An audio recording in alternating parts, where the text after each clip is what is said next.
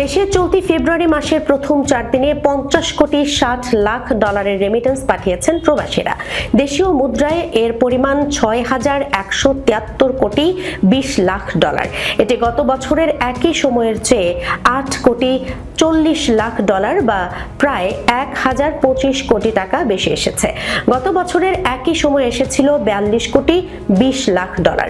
বৃহস্পতিবার বাংলাদেশ ব্যাংক সূত্রে এই তথ্য জানা গেছে। বাংলাদেশ ব্যাংকের নির্বাহী পরিচালক ও মুখপাত্র আরিফ হোসেন খান বলেন, চলতি মাস ফেব্রুয়ারির 4 দিনে 506 মিলিয়ন মার্কিন ডলারের রেমিটেন্স এসেছে। গত বছরের একই সময়ে রেমিটেন্স এসেছিল 422 মিলিয়ন মার্কিন ডলার। সেই হিসেবে চলতি বছরের 4 ফেব্রুয়ারি পর্যন্ত মাস ভিত্তিক প্রবৃদ্ধি 19.8%। তাছাড়া জুলাই 2025 থেকে 4 ফেব্রুয়ারি 2026 19,939 মিলিয়ন মার্কিন ডলার এসেছে। এটি জুলাই 2024 থেকে 4 ফেব্রুয়ারি 2025 পর্যন্ত এসেছিল 16,384 মিলিয়ন মার্কিন ডলার।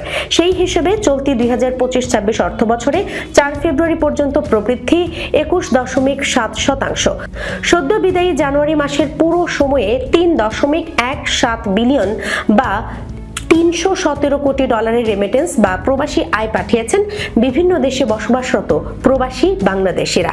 দেশীয় মুদ্রায় এর পরিমাণ 38,674 কোটি টাকা।